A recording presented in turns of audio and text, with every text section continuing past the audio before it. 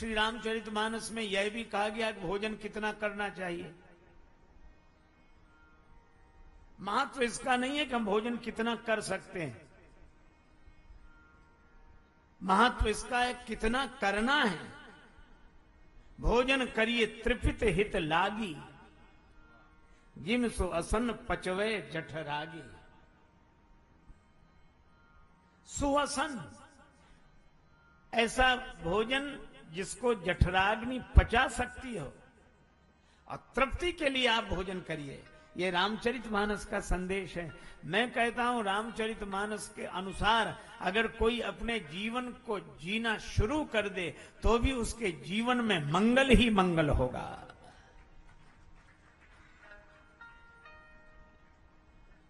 श्री रामचरितमानस में लिखा, प्रात नहाई चले रघुराई। क्या लिखा? प्रात नहाय चले रघुराई। सवेरे नहाकर भगवान चल दिए।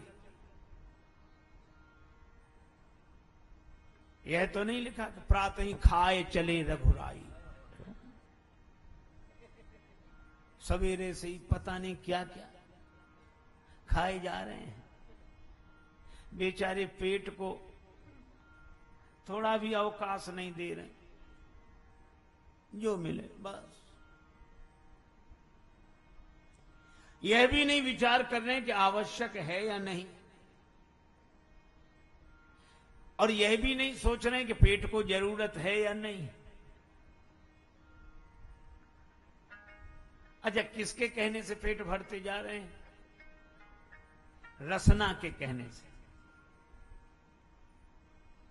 एक सज्जन कह रहे थे कि गलती तो जीव की है, फिर ये पेट क्यों भोगता है? किसी की गलती किसी को सजा मिले।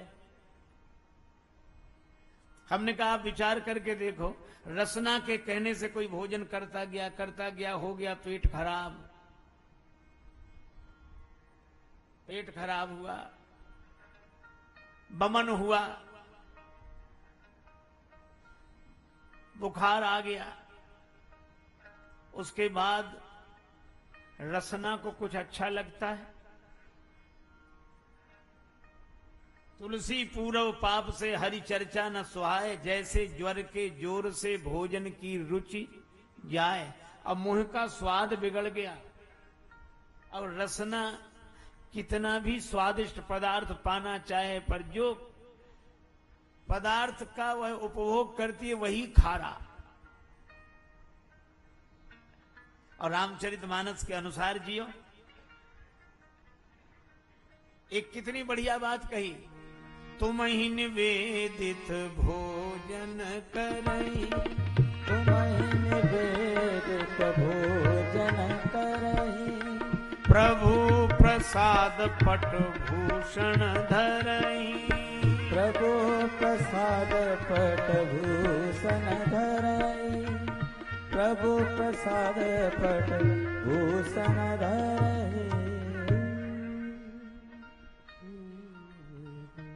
एक सज्जन बड़े परेशान, क्या खाएं क्या ना खाएं।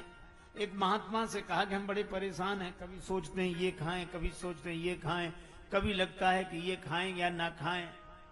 महात्मा बोले बेकार परेशान हो, एक सरल सा सूत्र याद कर लो। क्या? हम जो भी खाएंगे भगवान को भोग लगाकर खाएंगे। बात तो साधारण सी लगी उन्हें, लेकिन बड़ी महत्वपूर्ण बात है। आप विचार करो, क्या आप वही खाते हो जिसका भोग भगवान को लग सके?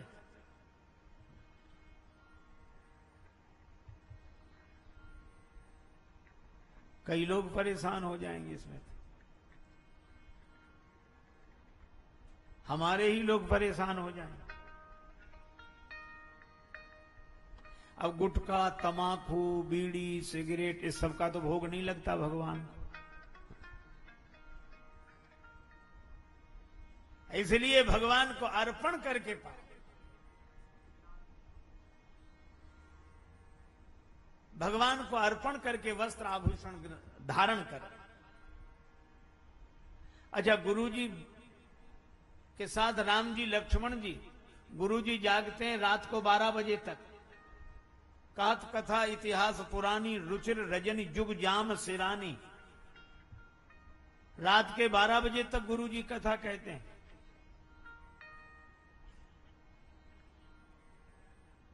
बोलो आज के समय में गुरुजी ऐसा करें तो चेले यही कहेंगे महाराज के साथ और तो सब सुख है, सो नहीं पाते। अच्छा उनसे कहो सवेरे जगो, अब आप 12 तो बजा देते हो, सवेरे कैसे जगे? 12 बजे तक गुरुजी जागते हैं, उसके बाद विश्राम करते हैं, तब राम जी उनके चरण दबाते हैं। और गुरुजी बार बार कहते हैं कि राम जी विश्राम करो। और जब राम जी प्रणाम करके शयन करते हैं तो लक्ष्मण जी उनके चरण दबाते हैं। तब पुनि पुनि प्रभु कह सो बहु ताता, तब लक्ष्मण जी लेट जाते हैं। वे लेटे हैं, सोए नहीं। सबसे बाद में लेटे हैं लक्ष्मण जी, सबसे पहले सोए हैं गुरु जी, उनके बाद राम जी और सबसे बाद में लक्ष्मण जी।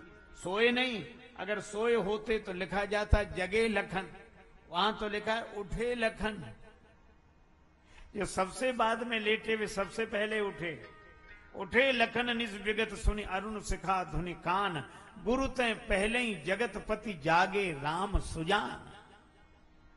बोलो अगर इस तरह मर्यादाएं हमारे जीवन में आएंगी तो हमारे जीवन में मंगल होगा और हम भी कह सकेंगे जग मंगल गुण ग्राम,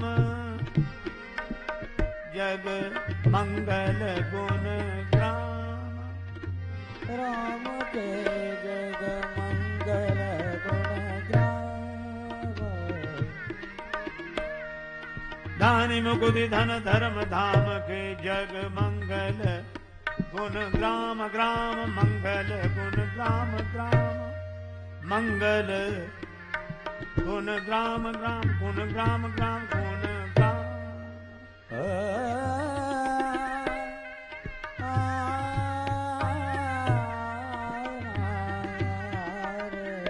जग मंगल गुण ग्राम। मंगल गुण ग्राम राम के जग मंगल गुण ग्राम ग्राम ग्राम। ग्राम ग्राम गुण ग्राम, गल गुण ग्राम। और भगवान का अवतार भी इसीलिए हुआ कि लोगों के जीवन में मंगल ही मंगल हो। पूज्य श्री बिंदु जी महाराज ने लिखा है, हमें निज धर्म पर चलना सिखाती रोज रामायण।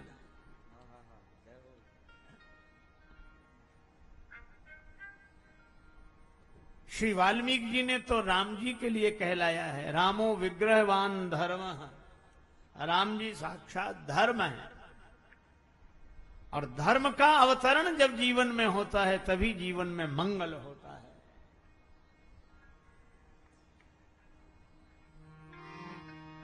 सभी का मंगल।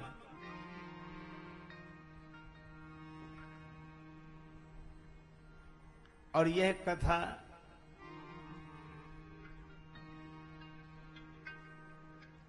कैसे प्रकट हुई?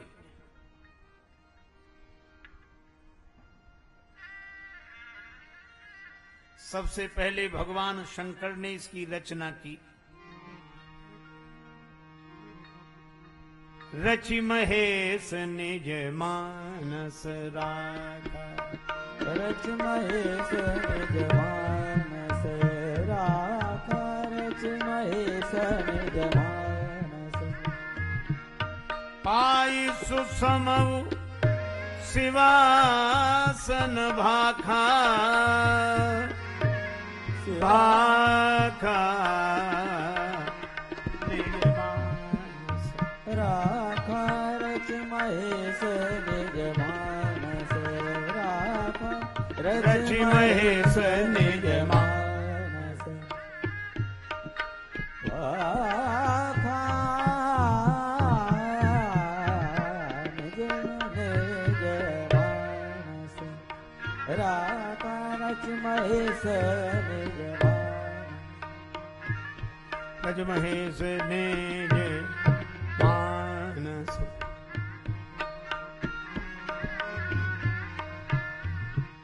मानस निज मानस, मानस निज मानस, मानस निज मानस। भगवान शंकर ने सबसे पहले श्री राम कथा की रचना की, अपने हृदय में छिपा के रख ली। क्यों? क्योंकि भगवान शंकर मानते हैं कि राम कथा के सभी अधिकारी नहीं हैं। यह न कहिए सठई हटसील ही, जो मन लाए न सुन हर लील ही। कहिए न लोभी क्रोधी कामी, जो न भजई सचराचर स्वामी। दुज द्रोही न कब सुनाइए कबहू, सुरपति सरिस हो ये नृप जबहू। इसलिए शंकर जी ने राम कथा रचकर अपने मन में छिपा ली। कोई अधिकारी मिलेगा उसे सुनाएंगे। और श्री राम कथा श्रवण का अधिकारी कौन? का राम कथा के 23 अधिकारी, जिनका सत्संगति अति प्यारी। संतों से जिसका प्रेम हो। संतन के संग लाग रे, तेरी बिगड़ी बनेगी। संतन के संग लाग रे, तेरी बिगड़ी बनेगी। संतन के संग लाग रे, तेरी बिगड़ी बनेगी। संतन के संग लाग रे, तेरी बिगड़ी बनेगी। सत्संगति की अद्भुत महिमा, सत्संगत की अद्भुत महिमा। यहाँ मिट जाते दिल के दाग रे, तेरी बिगड़ी बनेगी। संतन के संग लाग रे, तेरी बिगड़ी बनेगी। संतन के संग लाग रे, तेरी बिगड़ी बनेगी। संतन के संग लाग रे, तेरी बिगड़ी बनेगी।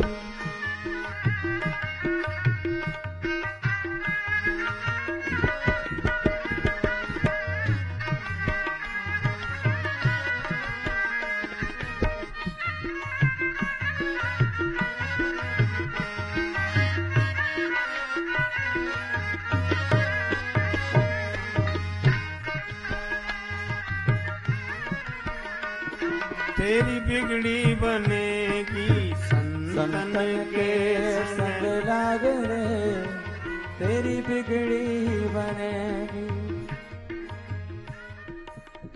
साधु ते होए न कारज हानि। और जिसे सत्संग प्रिय लगता है, साधुओं का संग प्रिय लगता है, वही श्री राम कथा श्रवण का अधिकारी है। एक महात्मा नाम श्री माधव दास जी महाराज वृंदावन में विराजते थे, पर एक बार श्री जगन्नाथपुरी में गए श्री जगन्नाथ जी के दर्शन के लिए। पुरी में रहते, रोज भिक्षा करने जाते। साधुओं की प्रवृत्ति भिक्षा। एक बुढ़िया के दरवाजे जाएं तो बुढ़िया भिक्षा तो कुछ नहीं देती, गालियां देती।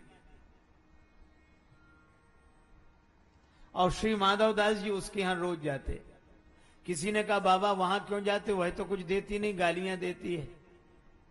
श्री माधव दास जी ने कहा कि जो कोई नहीं देता वो देती, कुछ तो देती है। एक दिन सदा की तरह भिक्षा मांगने गए। वह गालियां देने वाली बुढ़िया आज ज्यादा क्रोध में थी। कपड़े के पोते से घर की पुताई कर रही थी। इतने में बाबा दिखाई पड़े, मैया भिक्षा मिले। उसने गालियां देते हुए कपड़े का पोता ही फेंक कर मारा, महात्मा की छाती में लगा।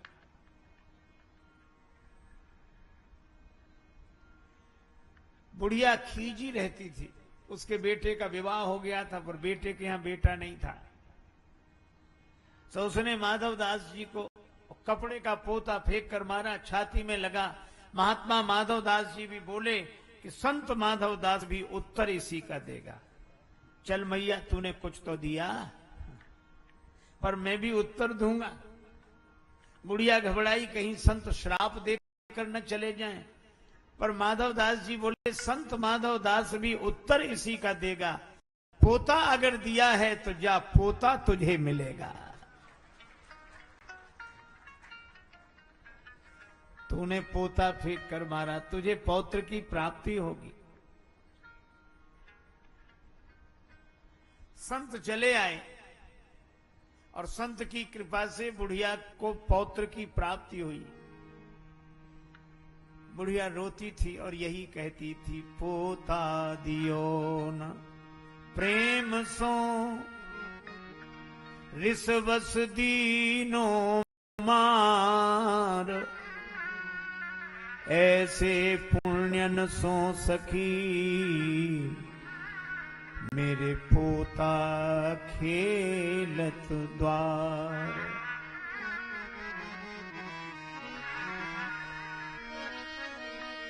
जो मैं से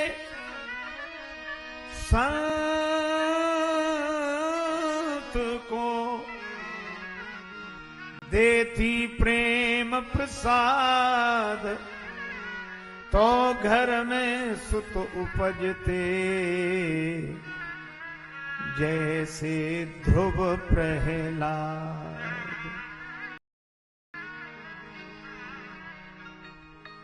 महात्मा लेकर गए, कीचड़ में सने हुए उस पोते को अपने संग पानी डालकर कीचड़ साफ किया, शुद्ध किया, फाड़कर बत्तियां बनाई, घी में डाल दिया और फिर उन बत्तियों का दिया जलाया मंदिर में। वह पोता भी कह रहा था,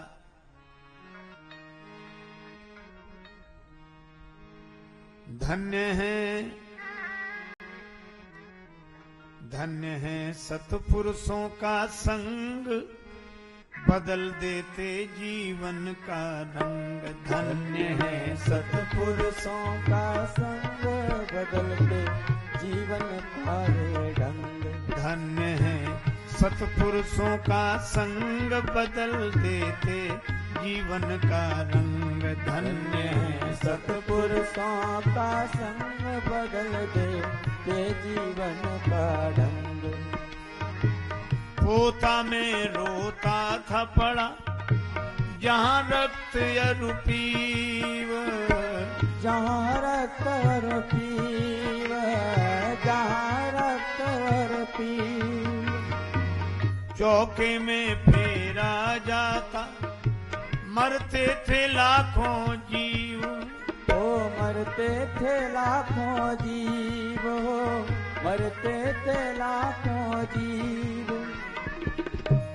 आ गया था जीवन से तंग, धन्य है सतपुरुषों का संग। आ गया जीवन से तंग, धन्य है सतपुरुषों का संग। बदल देता जीवन का रंग, धन्य सतपुरुषों का संग। बदल देता जीवन का ढंग, धन्य है सतपुरुषों का संग। सतपुरुषों का संग, सतपुरुषों का संग। मिट्टी कीचड़ दूर किया, जल से साफ किया। मिट्टी कीचड़ दूर किया, फिर दीना घृत में डार। इसी तरह हरि मंदिर पहुंचा, देखा ठाकुर द्वार। बन गया पूजा का अर्धंग, धन्य है सतपुरुषों का संग। बदल गया पूजा का अर्धंग, धन्य है सतपुरुषों का संग बदल देता जीवन का रंग, धन्य है सत्पुरुषों का संग। बदल देता जीवन का ढंग, धन्य है सतपुरुषों का संग।